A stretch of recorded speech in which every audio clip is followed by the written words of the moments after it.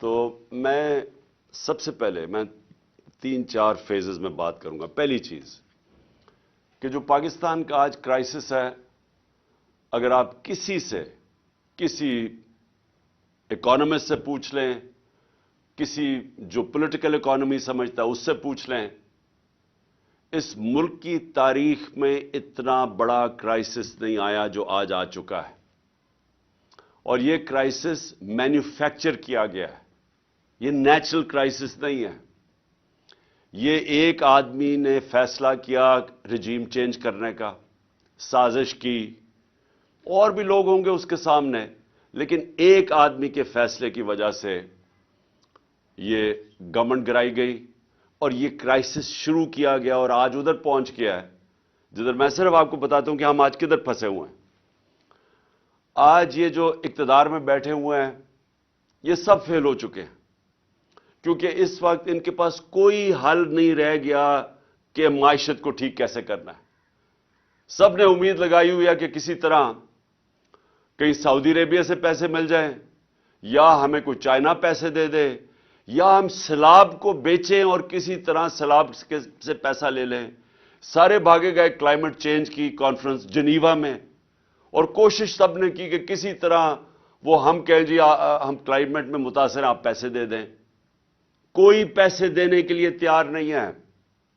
سعودی عربیہ نے سٹیٹمنٹ دے دی ہے کہ اب ہم وہ ویسے پیسے نہیں دیں گے جو ہم پہلے دیتے تھے، ہم کنڈیشنز کر کے پیسے دیں گے، یعنی اگر آپ اپنے ملک میں یہ کریں گے تو پیسہ آئے گا.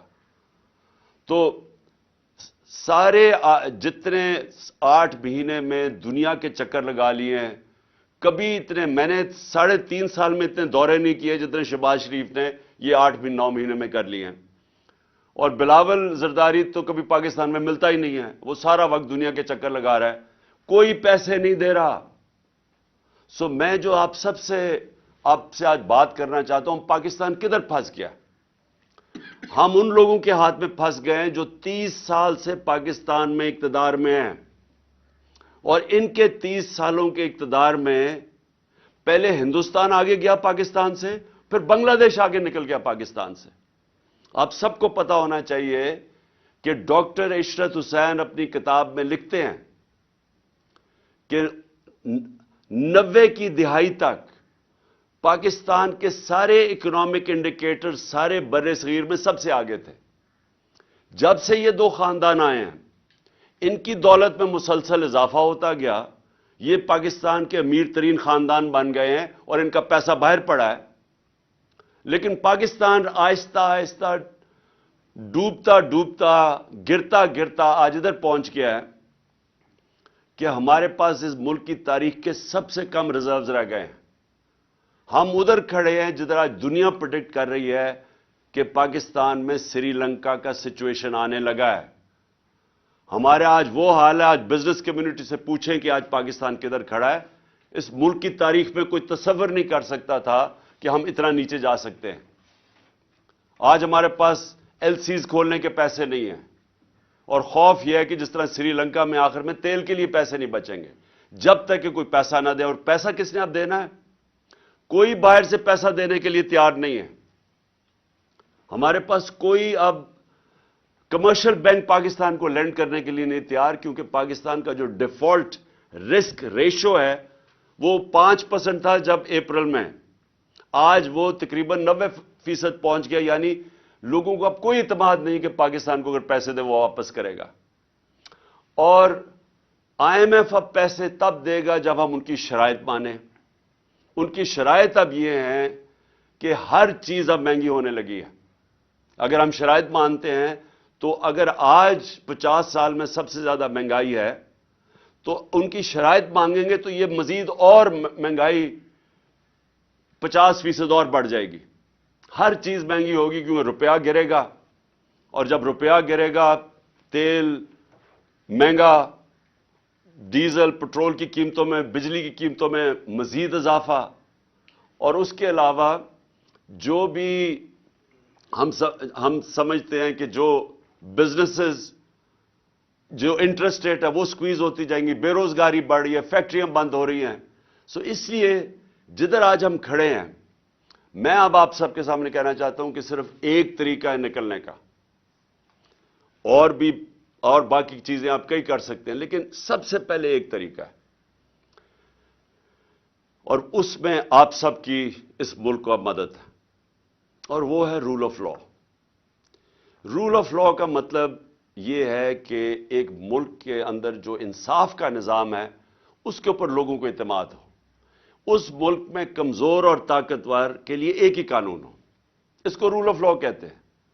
میرے نبی صلی اللہ علیہ وسلم نے مدینہ کی ریاست میں، اور یاد رکھے ہمیں حکم ہے اللہ کا کہ ان کی سنت پہ چلو، ان کی زندگی سے سیکھو۔ کیوں اللہ نے حکم کیا تھا؟ کہ ان سے بڑا کوئی کامیاب انسان آیا ہی نہیں ہے، اس دنیا میں نہ آ سکتا ہے۔ اور انہوں نے جو ریاست قائم کی تھی، یہ یاد رکھیں کہ وہ جو ریاست قائم کی تھی وہ اس میں 627 میں جنگ خندق تھی، جدھر مسلمان بال بال امہ بچی، اور اس کے 10 سال کے بعد دو سپر پاورز رومن ایمپائر اور پرشین ایمپائر ان کے سامنے گھٹنے ٹیک گیا 10 سال کے بعد۔ یہ تاریخ کی فیکٹ بتا رہا ہوں۔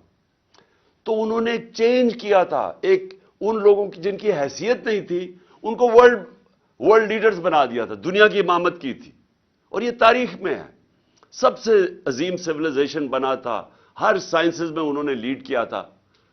تو انہوں نے جو سب سے پہلے مدینہ کی ریاست میں چیز قائم کی تھی، رول آف لا، انصاف قائم کیا تھا، عدل اور انصاف، کہ میری بیٹی بھی اگر چوری کرے تو اس کو سزا ملے گی۔ تمہارے سے پہلے قومیں تباہ ہوئی جو طاقتور کے لیے ایک قانون اور کمزور کے لیے دوسرا۔ یہ ہے میرے پاکستان کے وکیلوں، یہ ہے پاکستان کا سب سے بڑا مسئلہ۔ اس کے ساتھ جڑی ہوئی ہے معیشت۔ پہلے انصاف آتا ہے، پھر خوشحالی آتی ہے۔ پاکستان یہاں اس لیے نہیں گرا کہ ہمارے پاس وسائل کی کمی ہے یا انصاف کی کمی ہے۔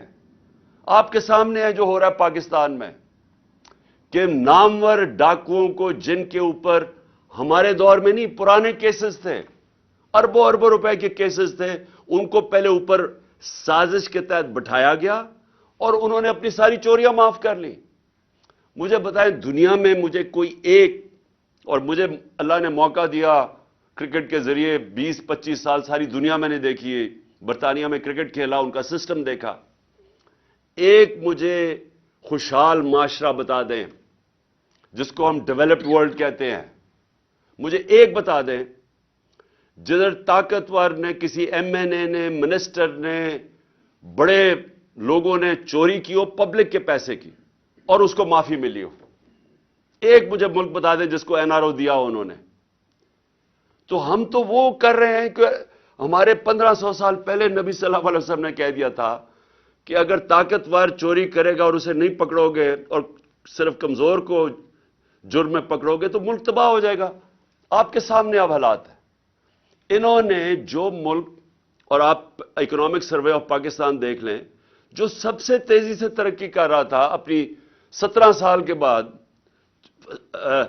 تیسرے سال 5.7% گروتھ ریٹ اور چوتھے سال 6% گروتھ ریٹ، انڈسٹری گرو کر رہی تھی، ایکسپورٹس گرو کر رہی تھی، ہماری زراعت گرو کر رہی تھی 4.5%۔ 17 سال کے بعد ٹیکس کلیکشن میکسیمم تھی، سروسز انڈسٹریز گرو کر رہی تھی۔ اس کو کیسے ہوا کہ اس کو آج آ کے یہاں پاکستان کھڑا ہو گیا؟ اور یہ اس کی وجہ یہ ہے کہ کبھی بھی ملک میں وہ لوگ جو ایک ملک کے ادارے تباہ کرتے ہیں، وہ آج تک کبھی ادارے ٹھیک نہیں کر سکے۔ جو لوگوں نے معیشت 30 سال سے تباہ کر رہے ہیں، وہ آج کیسے ٹھیک کرنا تھا انہوں نے؟ یہ کون سا ذہن تھا جس نے پکڑ کے ان کو اوپر بٹھا دیا؟ تو اب آگے کا راستہ میں آپ کو بتاتا ہوں۔ آگے کا راستہ بھی آپ کے ہاتھ میں ہے۔ یہ سٹرگل ہے پاکستان کی رول آف لا، طاقتور کو قانون کے نیچے لے کے آنا، کسی کو این آر او نہ دینا۔ جب تک لوگوں کو ہمارے انصاف کے نظام کے اوپر اعتماد نہیں ہوگا، خوشحالی نہیں آنے لگی، اس سے نہیں نکلنے لگے۔ اور میں آج آپ کو کہوں، کیونکہ میں سب سے بہتر بیرون ملک پاکستانی کو جانتا ہوں، سب سے زیادہ انہوں نے میری مدد کرکٹ کے زمانے سے ان کو جانتا ہوں۔ اس کے بعد جب शौकत खान अब बनाए तो उन्होंने सबसे ज्यादा मदद की, नमल यूनिवर्सिटी तो उन्होंने मदद की, अभी सैलाब के लिए पैसे इकट्ठे किए तो आधा पैसा उधर से आया, आधा इसलिए नहीं आ सका क्योंकि सिस्टम नहीं था हमारे पास वो पैसे रिपैट्रिएट करने का, नहीं तो इससे भी ज्यादा आना था।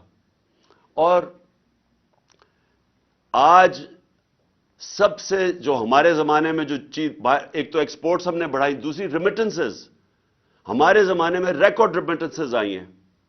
जब हम 2018 में आए थे तो 19 अरब डॉलर रेमिटेंसेस थी। हम जब गए हैं 3.5 साल के बाद तो 21 अरब डॉलर की रेमिटेंसेस थी और बढ़ रही थी। तो ये जो आपका असासा, ये याद रखें, अब कोई इस मुल्क को नहीं निकालेगा इस दलदल में से स्वाय बैरून मुल्क पाकिस्तानी। ये अगर हमने इससे निकलना है, ये जो भी आपको कोई कह रहा है ना दुनिया का बेहतरीन इकोनॉमिस्ट ले आए, वो मुझे समझाए कि हमारा जो डॉलर गैप है वो कैसे पूरा होगा। हमारा मसला क्या है कि हमने कभी एक्सपोर्ट्स के ऊपर जोर ही नहीं लगाया। नून लीग के पिछले 5 साल में एक्सपोर्ट्स बढ़ी नहीं। जब ये 99 में गए थे तब भी एक्सपोर्ट्स नहीं बढ़ी। तो जब दौलत ही नहीं आ रही, डॉलर्स नहीं आ रहा, तो मुल्क खुशहाल कैसे होना है। तो हमने एक्सपोर्ट्स को तो बढ़ाना है लेकिन वो टाइम लगेगा। तो जो सबसे जो चीज कर सकते हैं बैरून मुल्क पाकिस्तानियों की रेमिटेंसेस और इन्वेस्टमेंट लेके आनी है। ये असल बात समझे। अभी तक वो रेमिटेंसेस भेजते हैं, इन्वेस्टमेंट नहीं भेज रहे।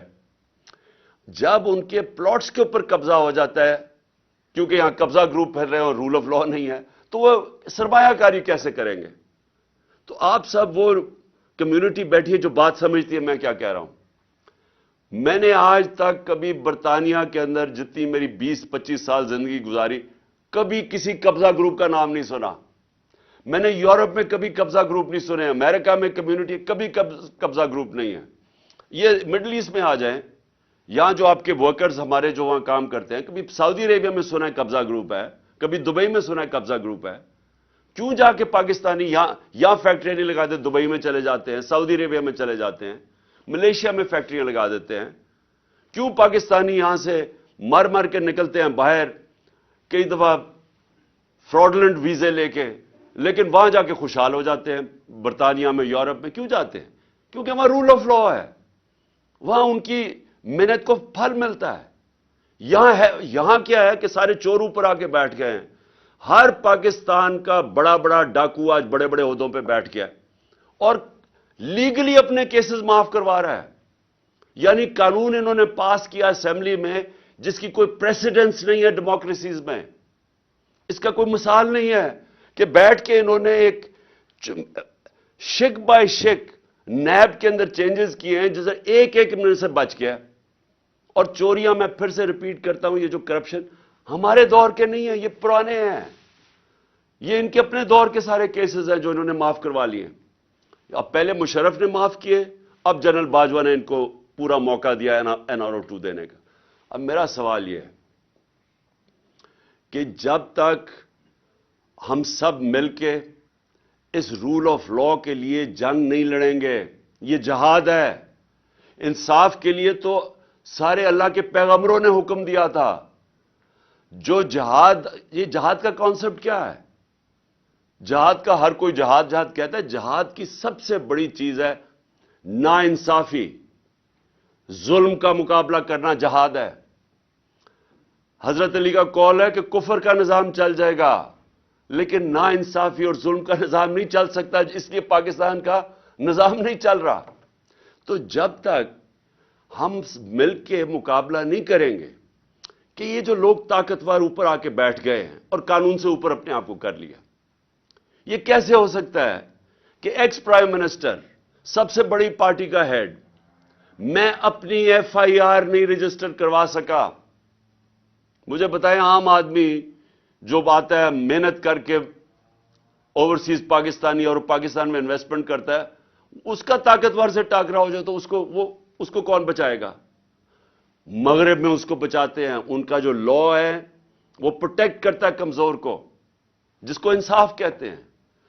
हजरत अबू बकर जब खलीफा बने, पहले तो नबी सल्लल्लाहु अलैहि वसल्लम ने सबसे पहले अदल और इंसाफ कायम किया मदीना में। हजरत अबू बकर खलीफा बने, उनकी पहली स्टेटमेंट सुन लें کہ کمزور اور طاقتور کو میں قانون کے سامنے ایک برابر کروں گا, انصاف قائم کروں گا. حضرت عمر خلیفہ بنے, سب سے پہلے انہوں نے کہا کہ میں انصاف قائم کروں گا. حضرت علی کی پہلی سٹیٹمنٹ پڑھ لیں, انصاف قائم کروں گا.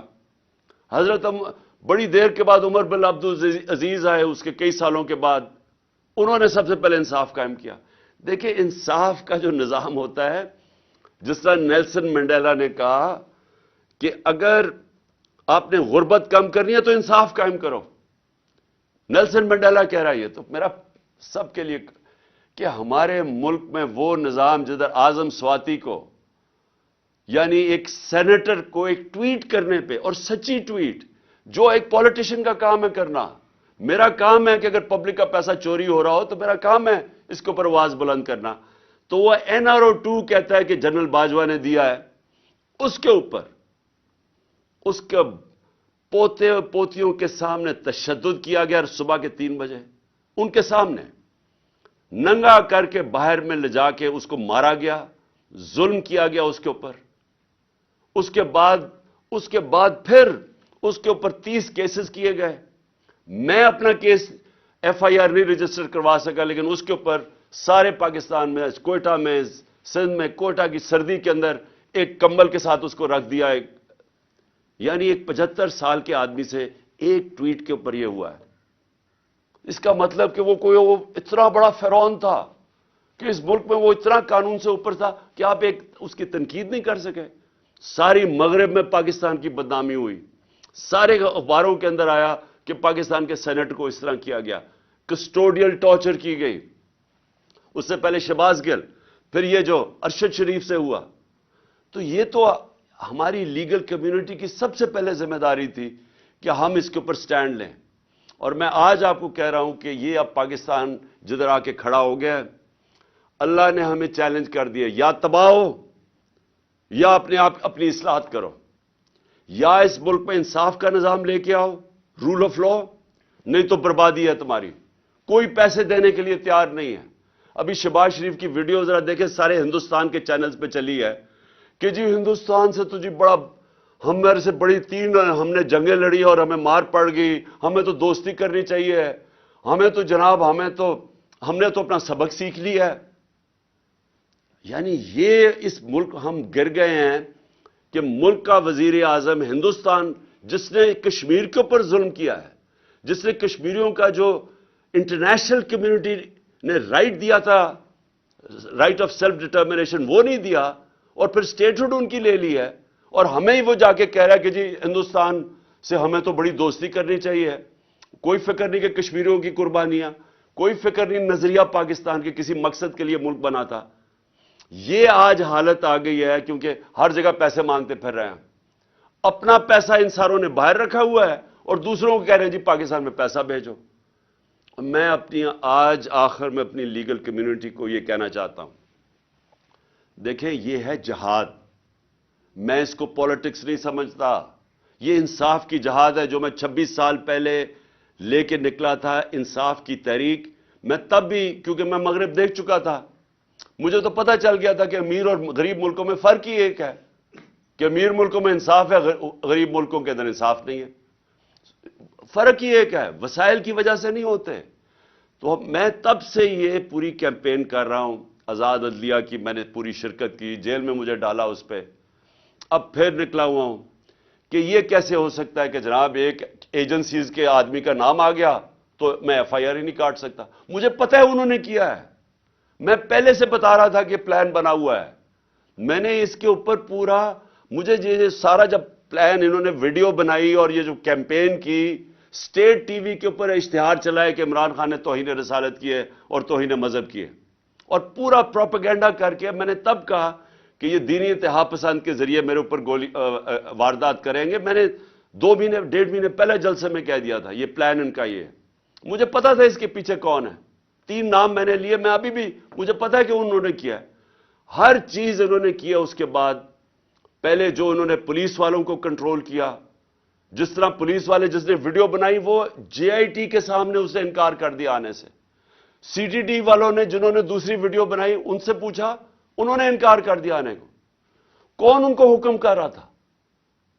ہماری گورنمنٹ ہے پنجاب میں، لیکن اپنی پولیس ہماری بات نہیں سن رہی، کیونکہ ہمارے سے بھی طاقتور لوگ بیٹھے ہوئے ہیں یہاں جو فیصلے کرتے ہیں ملک کے بند کمروں میں، جو اتنے طاقتور ہیں کہ پولیس گورنمنٹ کی نہیں سن رہی ہے، الیکٹڈ گورنمنٹ کی، وہ سن رہی ہے اوپر سے طاقتور جو چاہتے نہیں ہے انصاف ہو، جو روک رہے ہیں انصاف کو۔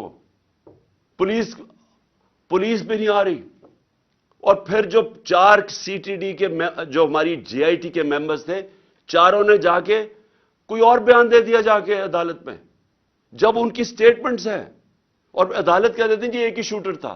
انہوں میں سے جو ایک جا کے بیان دیتا ہے کہ ایک ہی شوٹر ہے، اس کی اپنی ایویڈنس ہے کہ اس نے چھت پہ جا کے دوسرے شوٹر کی گولیاں ریکور کی ہیں۔ تو یہ کون ہے جو روک رہا ہے انصاف کو؟ اور میں پھر سے کرتا ہوں کہ چھوڑے عمران خان ہے، پاکستان کا ایکس پرائم منسٹر اور سب سے بڑی پارٹی کے جس کے اوپر قاتلانہ حملہ ہوتا ہے، میں نہیں انصاف میرے اور جو جے آئی ٹی بن رہی ہے اس کو سیبوٹاج کیا جا رہا ہے۔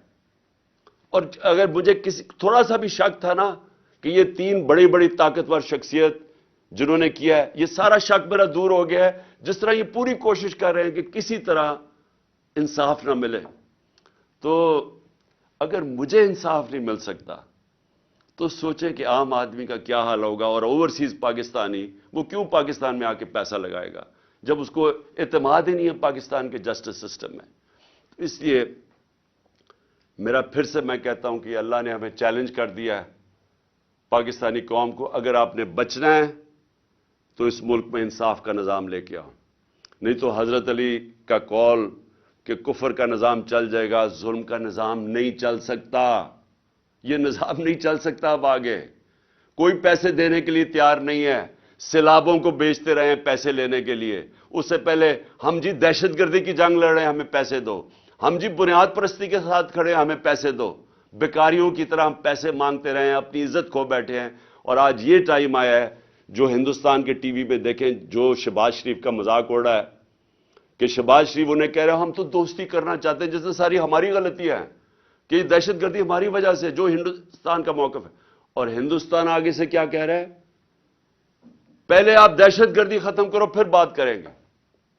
اس سے زیادہ ذلت میں نے نہیں اپنی تاریخ میں دیکھی کہ ہمارے ملک کی ہو۔ اور یہ آگے اگر ہم نے اپنے آپ کو نہ اصلاح کیا تو مجھے خوف ہے کہ آگے مزید ہمارے ملک کے وہ امتحان آنے والے ہیں جو برداشت نہیں کر سکیں گے۔ بہت بہت شکریہ۔ پاکستان زندہ باد۔